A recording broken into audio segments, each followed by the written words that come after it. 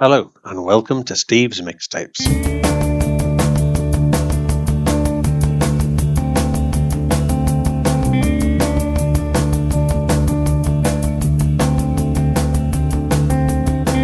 My guest mixer this week is the second X4 member to appear on this show. He played drums alongside Karl Burns during what many would argue was the classic period of the group, and he is also a successful author, having published Leave the Capital, A History of Manchester Music, Have a Bleedin Guess, The Story of Hex Induction Hour, which in my view is possibly one of the best ever books written about a single album, and his most recent book was 16 Again, How Pete Shelley and Buzzcocks Changed Manchester Music and Me. He is, of course, Paul Hanley. Good evening, Paul. Good evening, sir. Are you well? Yes, I'm very well, thank you, yes. I'll say now that for the sake of the record, Paul and I are doing this first bit for the second time, as I've just had a bit of a computer malfunction, so I haven't to start again. So apologies to Paul for that. But we'll get on with your Hit the Ground Running track, shall we, to get started. And this is a song which I was astonished to notice is actually 30 years old now, incredibly. That's incredible, and it is from what I thought was a single album, but actually they did record a second one a bit later. It's McAlmont and Butler with Yes. I bought this on CD single at the time, which I was hugely impressed with it. Then a bit disappointed with the album when I bought it. But, it's an absolutely timeless classic in a way, isn't it, this song, Paul? It is. It's like I say, I was not massively impressed with the rest of their oeuvre, if you will. But this song is completely timeless. It could have been recorded in the 60s or 70s. Possibly not the 80s because it would have had a Lindrum all over it, but certainly the 90s and the noughties. It's everything you want from a pop record, I think. It's got a great lyric, which is quite brief. There's only like one verse, obviously one chorus, and the strings are magnificent. It's uplifting, the guitar's great, and the lyric is kind of, even though the music's uplifting, it's quite bitter and twisted, the lyric, which is always interesting to hear because it's basically just him telling someone to fuck off, if I'm allowed to swear. But he does it magnificently, and the vocals are fabulous. Speaking of bitter and twisted, I did find a review of their comeback album by Alexis Petridis, I never know how you say it, of The Guardian, where he says, 7 years later, their wounds have been miraculously healed by the failure of both of their solo careers. McAlmont's flamboyant soul queen shtick was too difficult to market, while Butler proved to be Britain's least charismatic frontman since John Major, which is pretty harsh words. It's pretty damning, that, isn't it? Yeah, you can't argue with that. That's a Spinal Tap review, that, isn't it? Shit sandwich. Anyway, let's hear it now. This is McAlmont and Butler with Yes.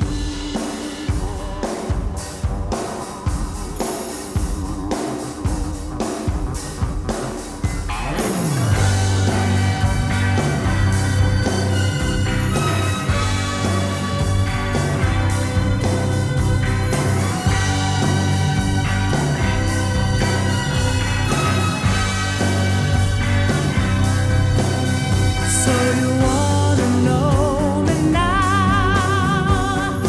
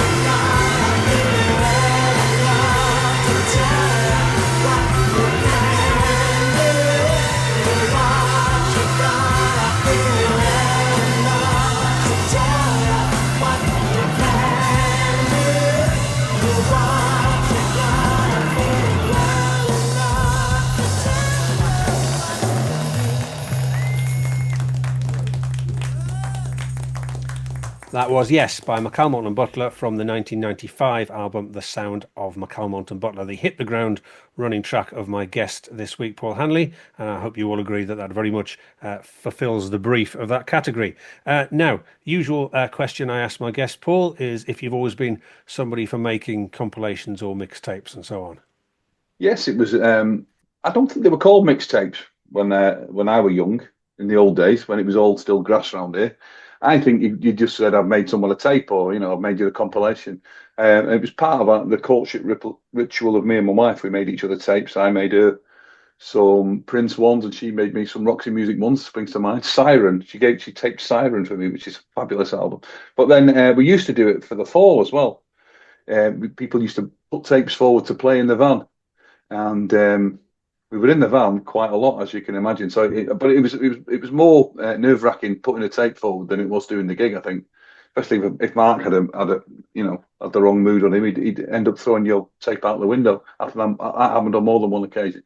I mean, Craig used to do a lot of beef art, which I don't think's particularly suitable for travelling down the road. No, Mark had a good Mark line had his in Zappa as well, didn't he? Yeah, Zappa as well. Yeah, I mean, I'd never liked Frank Zappa anyway, but Mark had a good line in trucker music, which was quite good. Tooling down the highway, doing 79 kind of thing.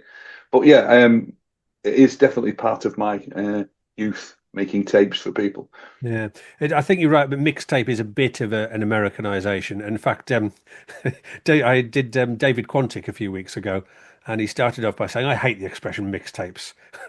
Yeah, Considering the show is called Steve's Mixtapes, was a slightly unfortunate way to get started. But he was great, David. He was absolutely fabulous. Right, okay. So the next category is something old. You've gone for something that's 57 years old, if my arithmetic is correct. yeah. It is a song that was number 41 on Rolling Stone's 500 Greatest Songs of All Time. Although I was quite surprised to find it only actually reached number 63 in the American charts. So it's The Weight by the band. So why did you Yeah. choose this one, Paul? Well, the thing about a lot of the band's material, it kind of surpasses what they sold. They're one of those bands, aren't they? Like the Velvet Underground, where they did the sales. But then again, they did pick up again once they split up, ironically enough. And the way they split up was kind of what made the band. So the Last Waltz, the film, I don't know if you've seen it, Yeah. the Marty Scorsese, which is sort of basically the blueprint for Spinal Tap. But I mean, it's a fabulous film. But the version of the weight in that is kind of a mashup of the band's version and the Staple Singers version. I always much preferred the band's version. I mean, the Staple Singers are great, obviously, but the thing about them is they could sing a shopping list and make it sound magnificent. Whereas the vocal on the band's version, which is Levon Helm and Rick Danko, sort of swapping parts, they're not technically brilliant singers in a lot of ways, and I think that gives something to it.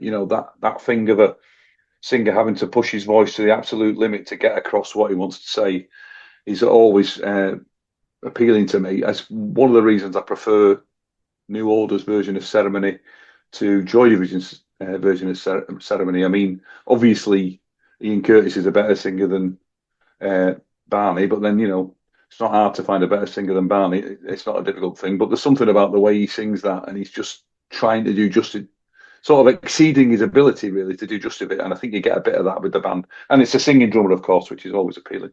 Yeah, I thought that might be one of the reasons it appealed to you. One thing I didn't know, looking up, was apparently it was the song was or the lyric was inspired by the surreal imagery of Louis Brunel's films. I know I read that recently, and funnily enough, I read it when I was researching for this. The thing about the band is I always imagine all their songs are set in like the American Civil War. Obviously, it's the night they drove Old Dixie down, but the way they dressed and everything, they look like they're part of the Civil War Reenactment Society, don't they? So I always put their songs in that kind of time frame, which I don't think this is. It's about a library, isn't it? It's inspired by his trip to a library and all the things he found in there. Yeah. Well, yeah, apparently a criticism of organised religion, particularly Catholicism. Okay, well, he does go to Nazareth, doesn't he, I suppose? He does, yes, that's where it starts with, yeah. Different Nazareth, I believe. But I mean, I think you can, I mean, it's something we've talked about before. I talked about in A Bleedin Guess. You can get a bit bogged down in meaning, can't you? I think, okay. it's not a very satisfying thing. If you try and get the meaning pinned down of every line in every song, you end up with nothing, It's like peeling an onion. You take all the layers away, there's nothing left at the end. Yeah, it did. Well, it was a bit like that. If you remember when I did my interview with you and the rest of House of All, I had a number of questions lined up for Martin about the lyrics, and after about two of them, it became apparent that he wasn't going to answer any of them. So Well, yeah, I think half that's my a trap, questions away. and that's a quite, it's a trap trying to explain your lyrics. That's a Marquis Swift quote, and I think it's very true. Yeah. Well, when Mark did explain his lyrics, he would explain them three different ways in three different interviews, anyway, wouldn't he? So, Yes, and of I think course. that's a problem with a lot of the writing about the Fall, and it's true. A lot of music writing actually is people.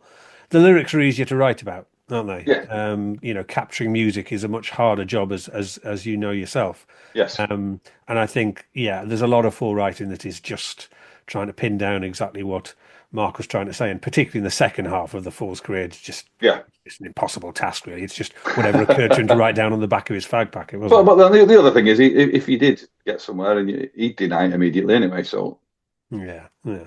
Anyway, whatever it's about, whether it's about Catholicism or not, here it is. This is The Wait by the band.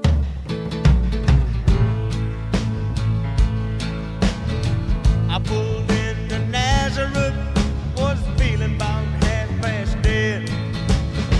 I just need some place where I can lay my head. Hey, mister, can you tell me where a man might find a bed? He just grinned and shook my hand, no was all he said. Take a load off, Fanny. Take a load for free. Take a load off, Fanny.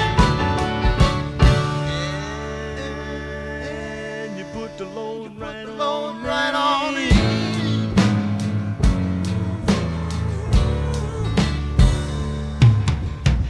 I picked up my bag. I went looking for a place to hide. When I saw Carmen and the devil walking side by side, I said, hey Carmen, come on, let's go downtown. She said, I gotta go, but my friend can stick around. Take a load off, Fanny. Take a load for free. Take a load off, Fanny. And you put the load right on me.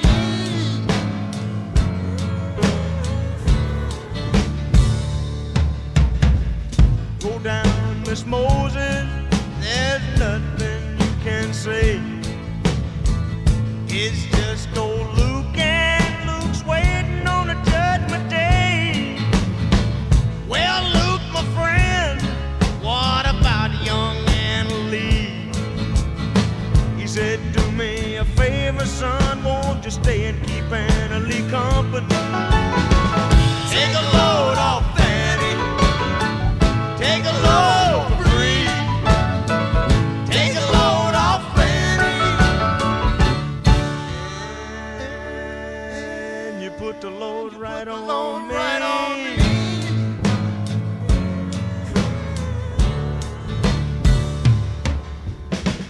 Crazy Chester followed me and he caught me in the fall. He said, I will fix you right if you take Jack, my dog. I said, wait a minute, Chester, you know I'm a peaceful man. He said, that's okay, boy, won't you feed him when you can? Yeah, take a load off, Fanny.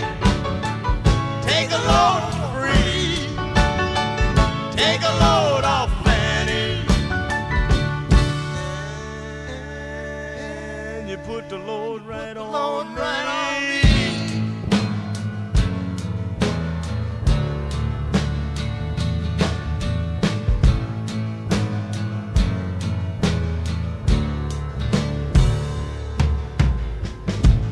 Get your cannonball now to take me down the line. My bag is sinking low, and I do believe it's time to get back to Miss Fanny. You know she's the only one who sent me here with her regards for everyone. Take a load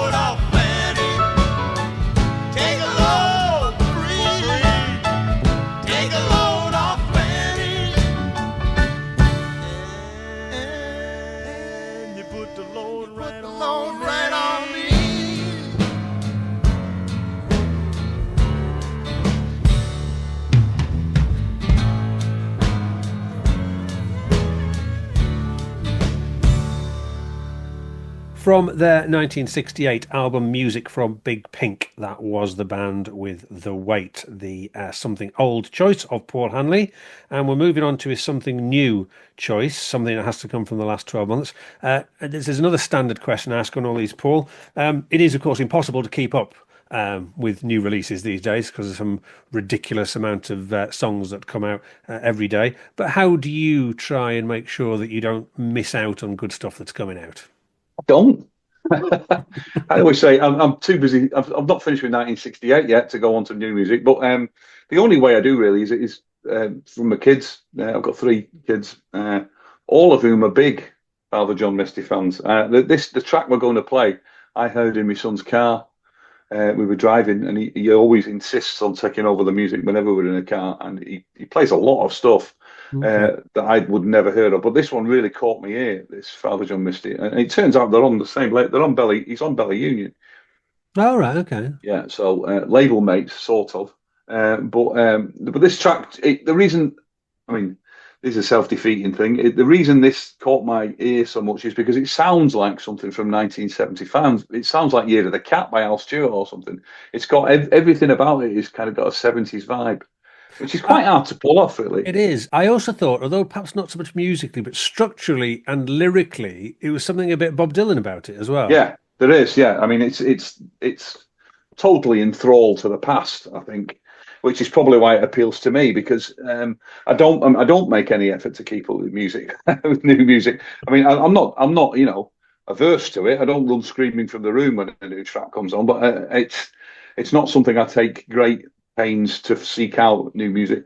Yeah, I probably should, but I don't. The Dylan thing, I mean, one of the things is the structure of the lyric. It's the way it has the chorus line, the title, I guess time just makes fools of us all. Yeah. And the verses lead up to something that rhymes with that, and then you get it. And it's very, that's that is very Dylan Dylan technique, isn't it? Yeah. And there's a few quite Dylan-esque, I wrote one of them down.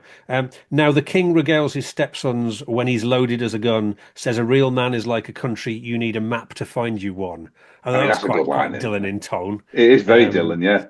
It is. It's very, very Dylan. But yeah, the great lyrics. These again, Pete, you can read it into being about Trump. You can read it, but I mean, I think it's about himself. I think he's pretty self-obsessed. His father, John Misty. Certainly, if you read any interviews with him, he's quite self-obsessed. I don't know. He was another singing drummer. He was in Fleet Foxes. He was the drummer for them, and I don't think they parted on the best of terms. And I saw Stuart McConey doing an interview with David Quantick, the aforementioned David Quantick at Louder Than Words last year, and he didn't have a great deal nice to say about Father John Misty after his experience interviewing him. But we'll give him the benefit of the doubt. He's a tortured artist, and if he can come up with tracks as good as this, I'll let him off.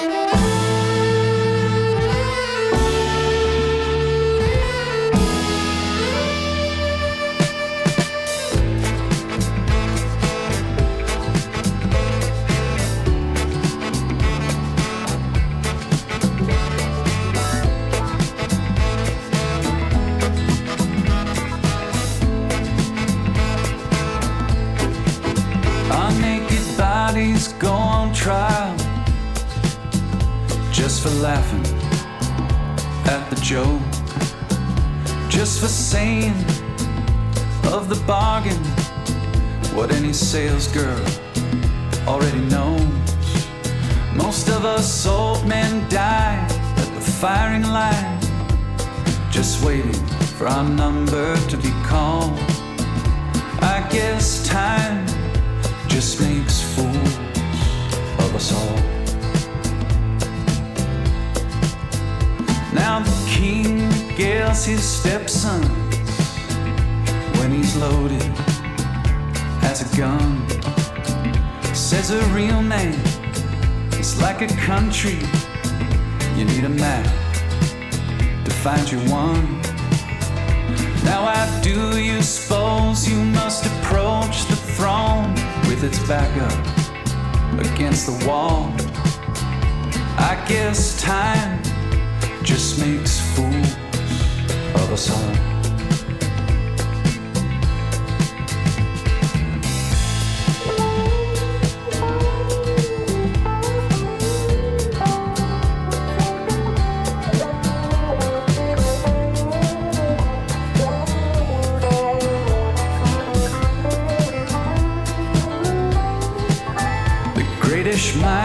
against my generation.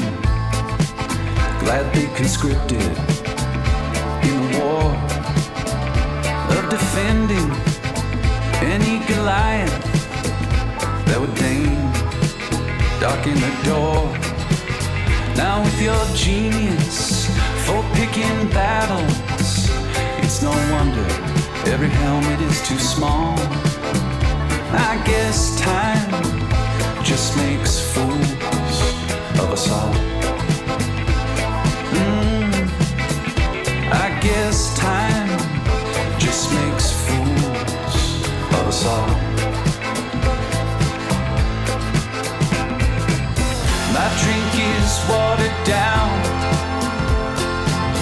The champ is on his knees. He lost the rematch. He lost the comeback. He lost for charity. But that's the job. It's what gets the asses in the hall. They came for a beating. And he came to brawl.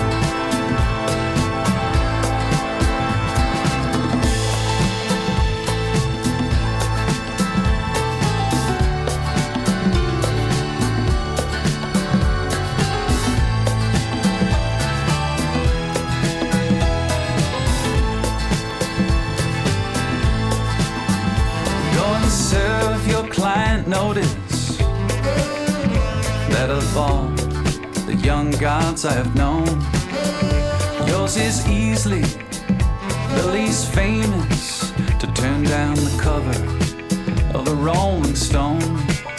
Lily white faces, so familiar and yet impossible to recall. I guess time just makes fools of us all. After a millennia of good times, God said, hey now, let's have a dream where we raise the stakes a little. Come on, let's make things interesting. Parachute into the Anthropocene, an amnesiac, a himbo Kendall. I guess time does make fools of us all.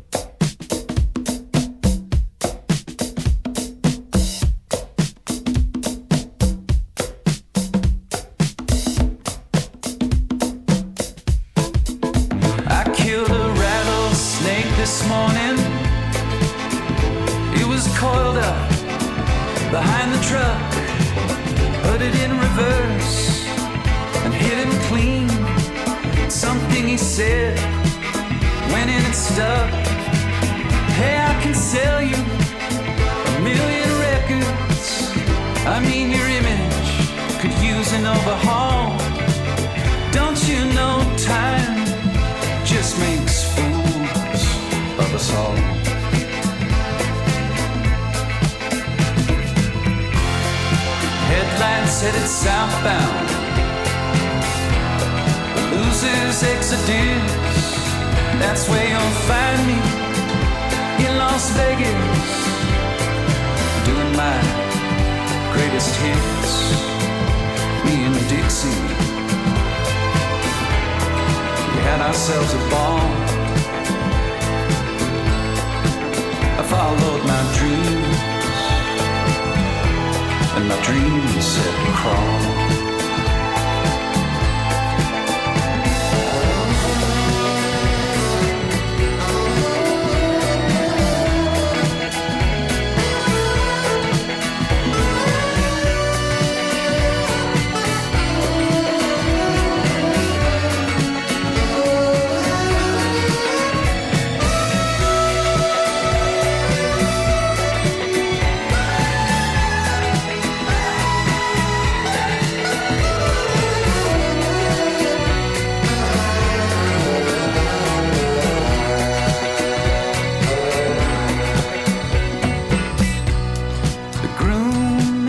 fire, and the bride is a shill. The priest says, if these two don't make it, who among us ever will? Don't ask the love you dare for a prediction wherein the lovers of tomorrow are involved. I guess time just makes fools of us all. Oh, I guess time just makes fools of us all. Oh, I guess time just makes fools of us all.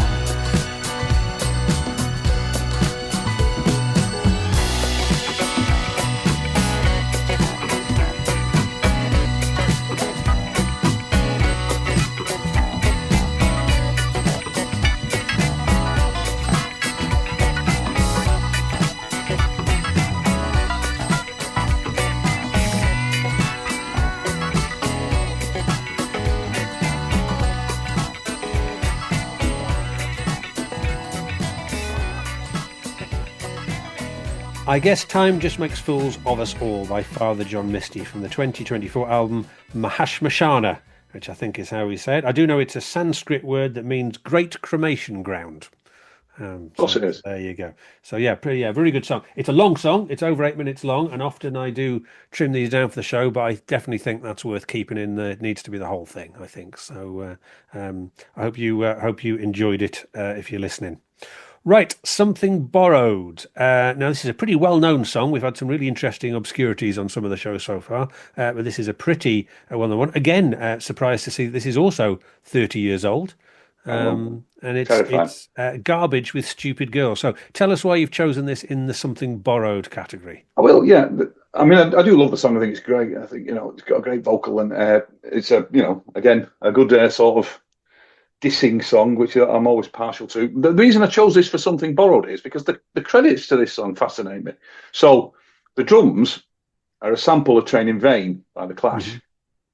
So consequently, the song gets credited to Garbage / Strummer Jones, but it's all Topper. It's the intro to the song. There's nobody. I mean, I'm pretty sure Mick Jones didn't say to Topper Eden, play bum tap like this. I think that's all off Topper's head. And he didn't get a penny for it, the poor old bugger.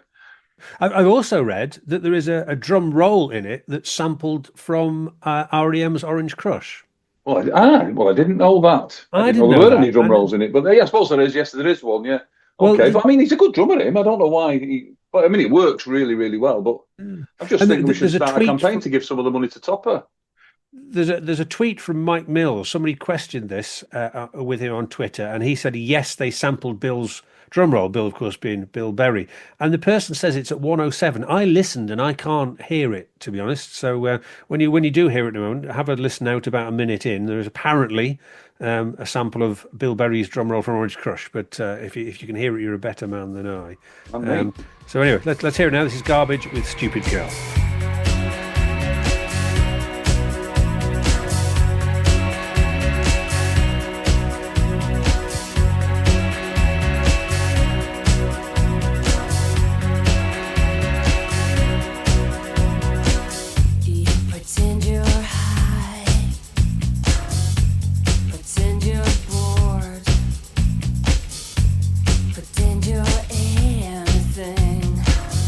Just to be a dope.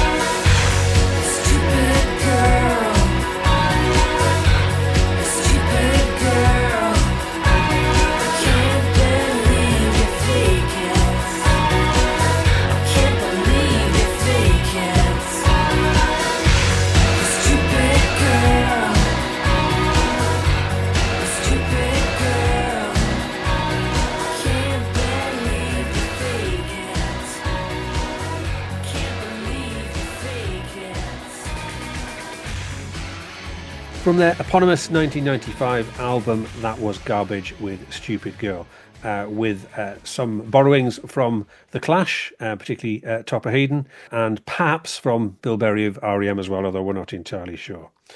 Right, moving on to something blues. It's not blues music or something sad. It is something with blue in the title, which is perfectly within the parameters of what you set, Paul, so that's fine. And this is Edwyn Collins, but if you only know Edwyn Collins from A Girl Like You and that sort of thing, you might find this a little bit more abrasive and angular, but in a very, very good way, I'd say. So this is one of Orange Juice's early singles, their second or third single, I think, possibly. I think it's second, but could be third. So why this one?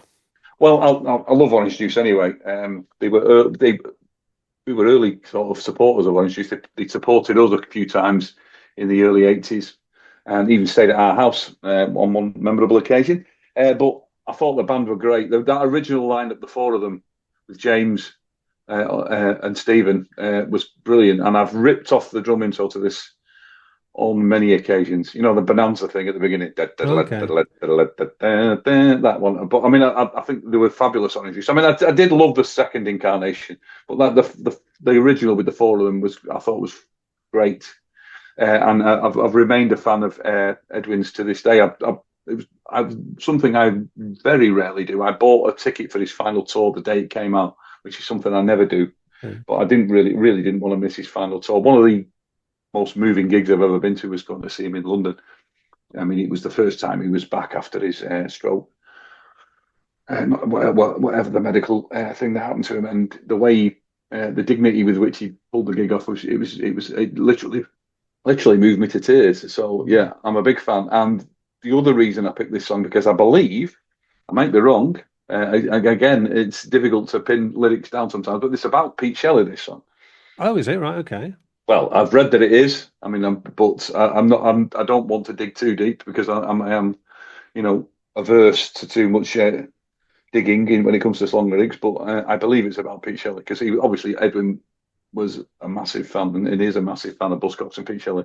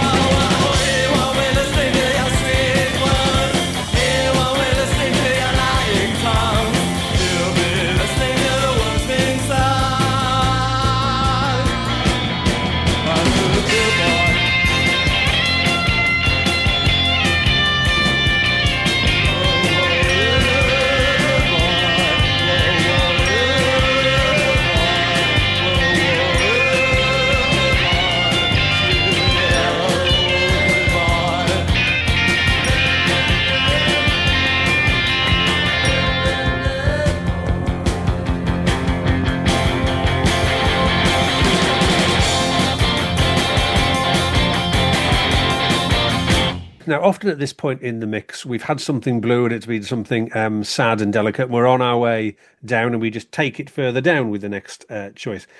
Not the case here, because obviously that was quite the energetic blast from Orange Juice there, very enjoyable as well. But your Take It Down track is from an artist from my original neck of the woods up in the northeast. They're a band that I'm sort of aware of, but I only knew one song of them before I heard this, which I randomly heard on one of these shuffle mixes on Spotify or something. And the song I know is King of Rome. Do you know that one? King of Rome is possibly one of my favourite songs of all time. King of Rome, which it never fails to move me to tears every time I hear it. It came on and I wasn't really paying attention. I think I was driving off for work and I was thinking about work, and it came on and I suddenly became aware, is this a song about a homing pigeon?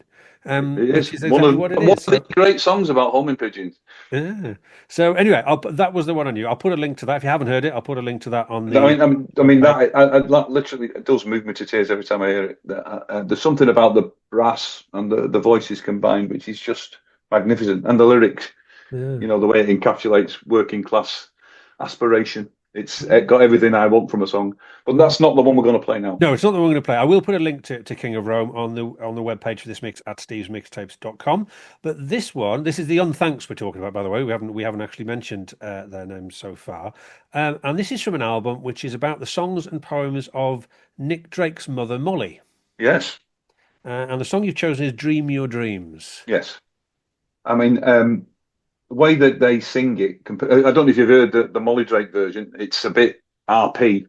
It's a bit Joyce Grenville. Yes. I mean, it's just her at the piano in her house. She wasn't trying to. But what's interesting if you listen to the Molly Drake stuff is how much they kind of inform her son's music as well. The sax that yearning, which is a big part of this song, the yearning, and that sort of poetic kind of helplessness, for want of a better word. But I think the way the Unthanks deliver it is far superior to to Molly Drake's version. And what I love about the Unthanks, and like a lot of folk artists, they pronounce certain words in the northern accent, which sounds sort of slightly jarring when you're listening to it with a pop ear. I think words like son and they sort of nail it on with a proper working class northern accent. And it's obviously a beautiful song, and it's a beautiful version. I don't believe the sun would shine again, or that the world would keep on turning, if it were not for the dreams of man, the hoping, the longing, the yearning for what the poet said is true enough, it seems. We are the substance and the stuff of dreams, so dream your dreams and let them keep out the cold. Dreaming dreams, our heart can never grow old. Give yourself a new mentality. What's so hot about reality? Dream your dreams if it's the last thing you do. Never mind if they don't ever come true. Something grows from them that's light and gleaming. A seed of magic lies in all our dreaming.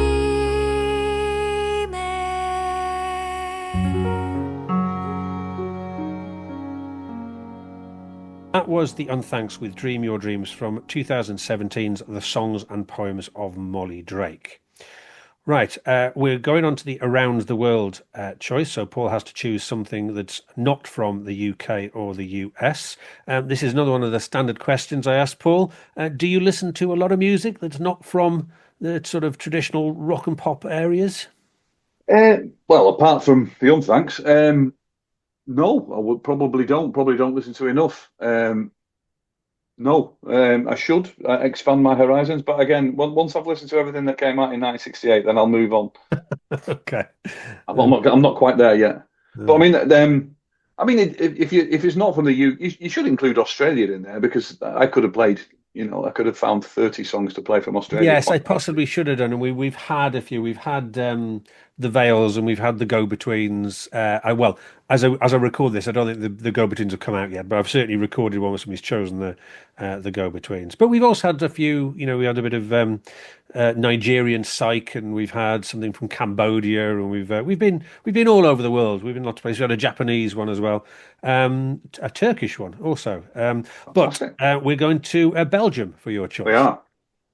Not an artist I was familiar with. Well, I'm very much not surprised. So this was a band, as you say, from Belgium. I think this is pretty much all they ever did. There's a couple of compilations, but I don't think they ever made an album. And this is one of those songs where everyone heard it on John Peel and fell in love with it. And certainly that's what happened with us. Craig heard it and, sort of mixing everything back in, Craig heard this and made a tape with it on, which he then played in the van, and I heard it from that. And then he said he was going to write off and get one on mail order, a copy of it. So I got him to get me a copy of the single as well. I mean, it's just a beautiful song. I don't really know anything about the band. As I say, I think they only had this one single out, or maybe two. But this is... well, as far as I can see from going online, Paul, there's not a lot to know. I mean, the only facts I found out is that they're from Brussels. They were active between 81 and 85, and you mentioned hearing it on John Peel. It was in the Festive 50 for 1984, appearing at number 34. And he played them a few times, and I'll put a link up to, there's that Peel wiki page that, lists all the times he played a band. I'll put a link up to that on the webpage. But yeah, that's about it, really. Yeah, there's not a lot to know, is there? But I mean, having said that, it is lovely, isn't it? Yeah. Oh, it is, yes. It's she's got a very striking voice. Once again, we haven't actually said who it's by. So it's Burnt Holler, is that how you say it? Burnt Holler, I think it's pronounced. I mean, I say I think it's pronounced. I've never heard anybody else say it. So, yeah. And until now, I've sort of seen it written down. I've never said it out loud. So it's B-E-R-N. I mean, what does the O with a line through it in Burnt Holler? Well, I was going to say, because it's BERNTH and then an O with a line through it, which sort of looks like it could be, I don't know, from the Russian alphabet or something. I don't know, LER. I presume it's something better. But it could be Burnthaler, of course, couldn't it? Yeah, just with it being Belgium, I suppose quite a lot of people speak French, so a TH in French is a hard sound, isn't it? Anyway, well, however you say the name, this is My Suitor. He's my suitor, just a wooer, a lighter, a fiddler. He's a master of disaster, an offer for lovers. He's a fighter with no dagger, a quitter, my killer. He's a flicker, he's a glimmer. I dreamed up and woke up, and then we saw we passed away. And when we meet, we look away, and then we cross, we shrink and pray.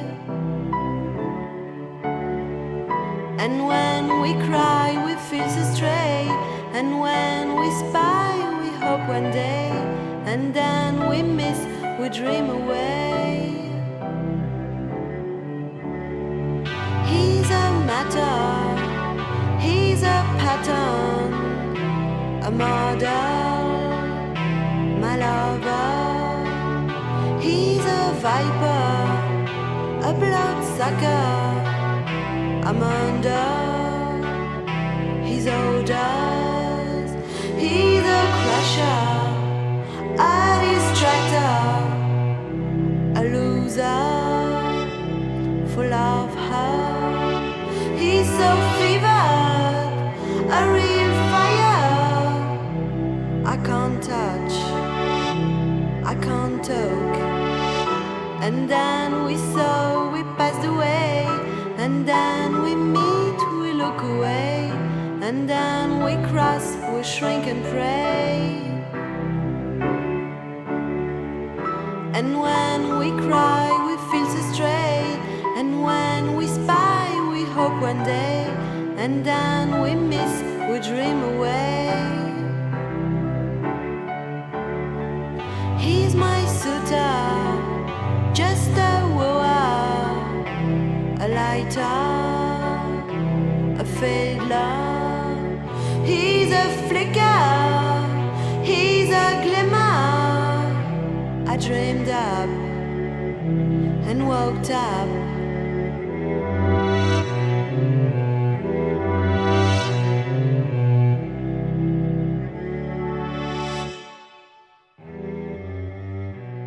From the rather obscure Belgian band Burnt Holler or Burnt Tholler, we're not quite sure. That was My Suitor, which was... I mean, that is just class John Peel, isn't it? This is John Peel playing an obscure Belgian band.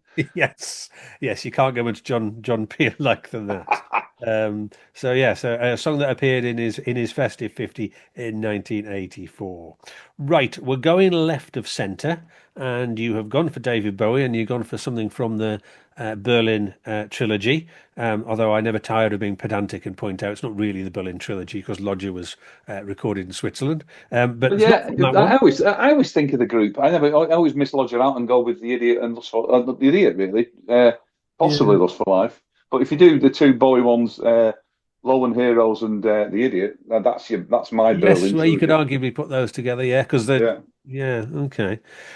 So obviously anything from the second side of Low could have fitted into the left of centre category. So why have you chosen the one you've gone for? I just like the sort of oppressive downbeatness of downbeatness is clearly not a word, but you know, I mean, whatever. I'm sure there's a much more suitable word than downbeatness. But the whole vibe of the song. I mean, it's quite hypnotic, isn't it, and repetitive, and that sort of krautrock kind of. It's for it was very much ahead of its time, I think, and it was. I don't know how much more Eno there is than Bowie. I'm not so sure, but it could be a film soundtrack, couldn't it? I imagine it'd make a great film soundtrack for Metropolis or something like that. Something a bit art housey, yeah. Yes, definitely, yeah. But I mean, it's great, isn't it? It's just, I mean, like most people, I love Low, but I do tend to stick to side one most of the time. But it's a very influential album, though, wasn't it? Of the three of those, whichever way we look at the trilogy, probably the most influential of all of them. I think so. I mean, it's got a massive influence on the next artist. We'll see as well. But its influence on certainly post-punk it can't really be overplayed, can it? I don't think. I think anybody who had any pretensions to do anything arty about punk was massively enthralled to Bowie in this album in particular, I think. Yeah. Get away from that. We've got on for quite a long time. This time, not saying the name of the artist, but we haven't said the name of the song. So it's Warsaw. Yes. Obviously, how are we pronouncing this? Václav? Oh, Václav, Warsaw. I mean, it's the Polish for Warsaw, isn't it? Yes, it is. Yes, indeed. Well, of course, which is where Joy Division got their. Yeah, it is. Yes, penultimate name. Yeah. And I did find a couple of interesting things about it. In fact, there's a very interesting article from a Polish website, but it is in English, which I'll put a link to. And it started off with Tony Visconti's 4-year-old son tinkering on the piano in the studio, came up with a little melody, which Eno liked so much, so he took it and developed it into a loop.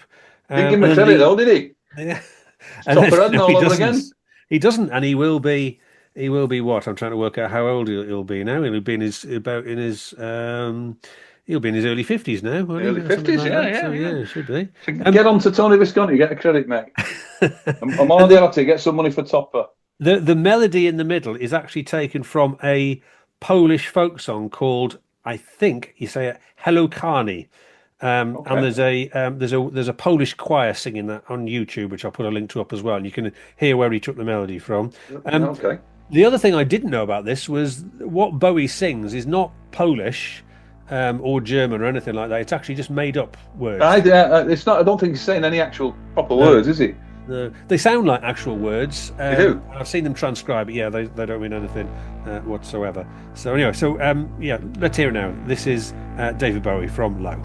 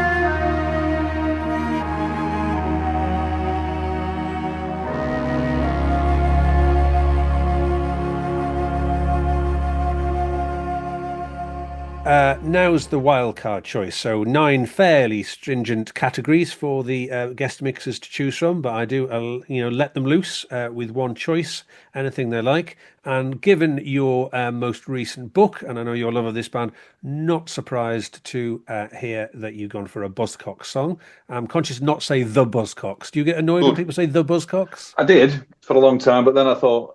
Life's too short. Life's too short, yes, quite so. So no, I don't get annoyed anymore. I mean, Steve Diggle says it all the time. So oh, does he? All right, okay, yeah. Okay.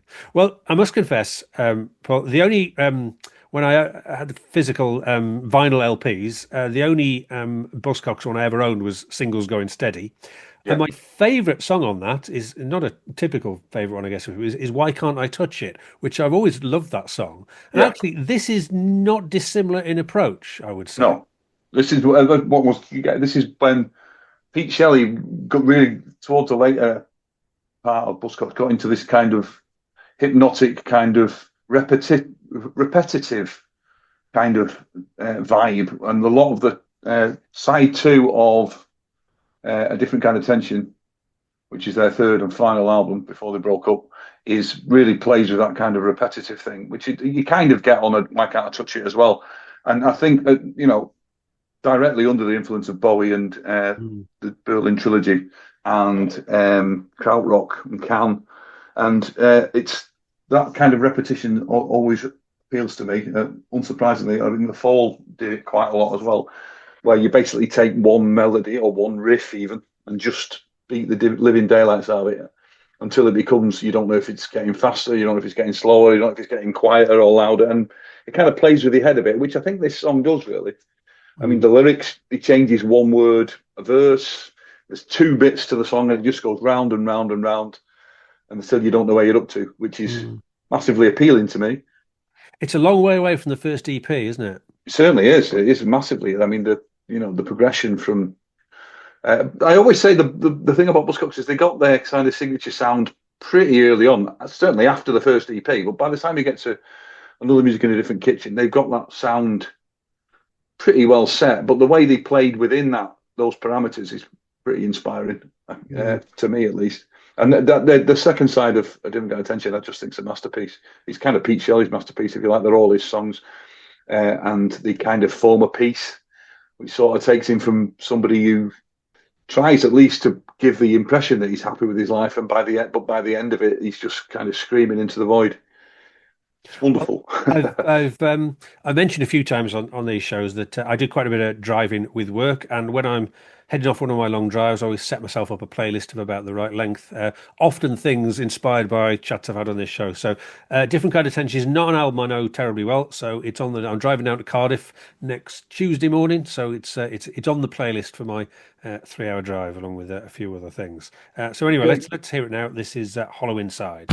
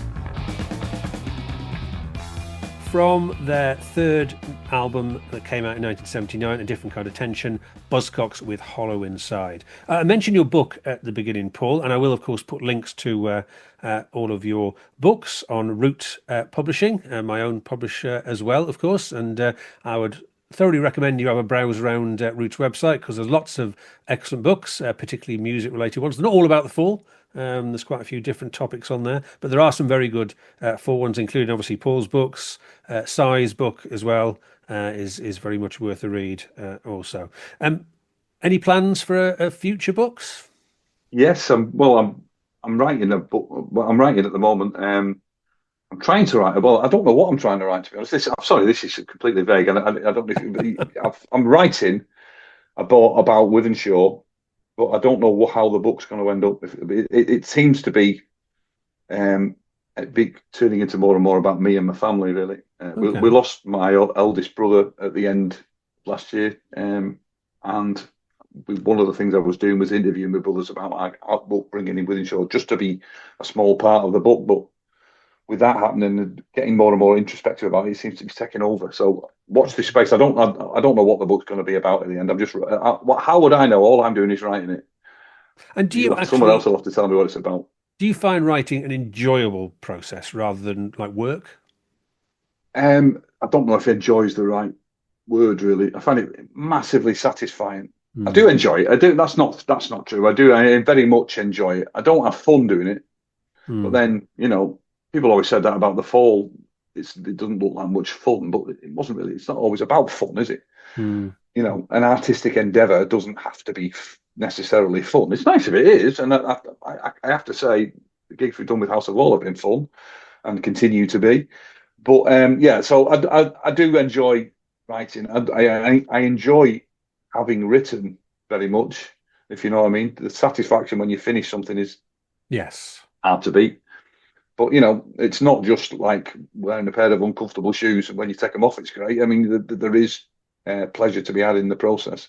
But it's quite hard work. I mean, not working, it's not the Burma Railroad, obviously, but it's quite hard work at times.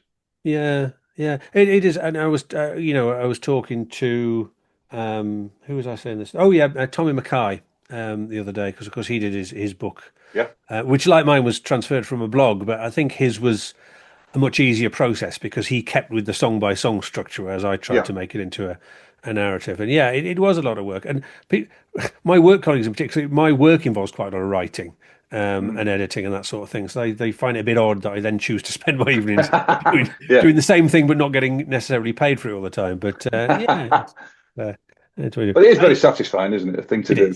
Yes. And, I was reading a book about writing by David Quantick, funny enough, the other day, and he was writing a bit about his time at the NME and stuff. And I sort of regret I slightly missed out on that. I wasn't quite old enough to have been in that crew of, because it must have been quite the thing in sort of the early 80s to be on the, the staff of the NME. And I mean, from like the early 70s to the late 80s, I suppose, it was required reading the NME, and there was some brilliant writing. I think that's something that's really gone off. It's certainly in terms of magazines and music journalism. You very rarely see anything that isn't just like a puff piece. Doing these shows so far, the category that's probably brought the most surprises for me is the finale one. We're just getting on to Paul's finale track, because I kind of imagined everyone would go for big sort of show-stopping tunes, epic, long ones with long, guitar solos at the end, that sort of thing. And it's actually, of all the categories, it's the one that's probably had the most different approaches to it. So one person chose, Police Car by Larry Wallace? Do you remember that one? On Stiff Records? No. Oh, right, okay. I'm aware of him on Stiff Records.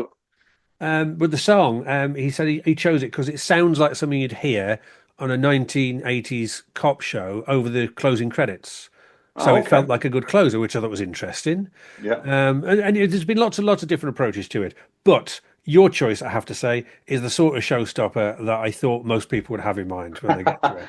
Because you've definitely gone out with a bang with this one. So you've gone for Elvis. Why? And you've gone for the song "If I Can Dream," which has a very interesting history to it. Actually, when I had heard the song, but I didn't know much about it. But having looked into it, it's quite interesting. But why have you chosen this to close the mix? Well, it's magnificent. And it's in the context of it, the Elvis, the 68 comeback special. And it's one of the, this is the first piece. If anybody ever says to you, Elvis was never the same after he went in the army, and, just play them this, and this surpasses. I mean, I love the Sun stuff.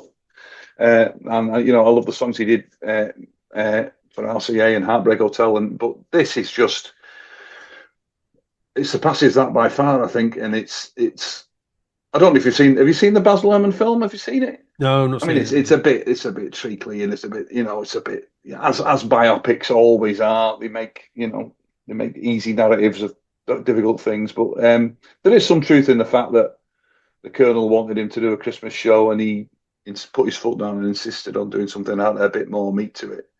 Yeah, apparently Tom Parker wanted him to do "I'll Be Home for Christmas." Yes, he insisted on doing this, which is a tribute to Martin Luther King. It is, yeah. I mean, not that long after he died, I don't think either. And it's the way he sings it and the way he delivers it. It shivers down the spine kind of thing for me. And it's what a better song to go out with than this. There must be lights burning brighter somewhere. Got to be birds flying higher in a sky more blue. If I can dream of a better land where all my brothers walk hand in hand, tell me why, why can't my dream come true? Oh, why? There must be peace and understanding sometime. Strong winds of promise that will blow away the doubt and fear. If I can dream of a warmer sun where hope keeps shining on everyone, tell me why, why won't that sun appear?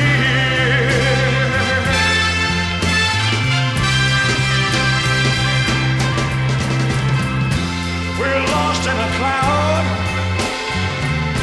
with too much rain. We're trapped in a world that's troubled with pain. But as long as a man has the strength to dream, he can redeem his soul and fly.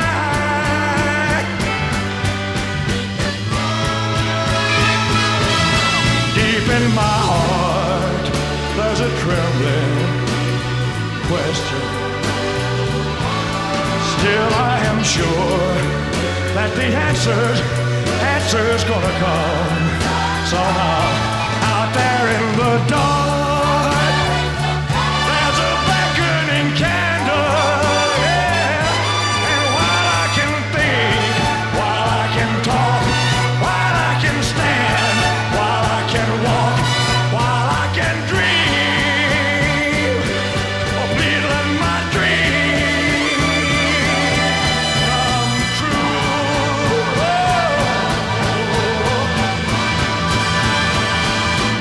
Right now, let it come true right now. Oh, yeah.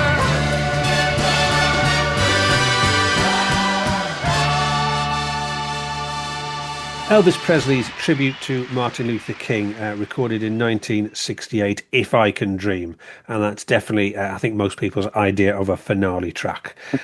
So that brings us to the end of your mix, Paul. Can I just say thank you very much? It's been a pleasure to see you again. So it just remains for me to say thank you, Paul, for your time. And it's been great. Thank you. Thank you. No, really enjoyed it.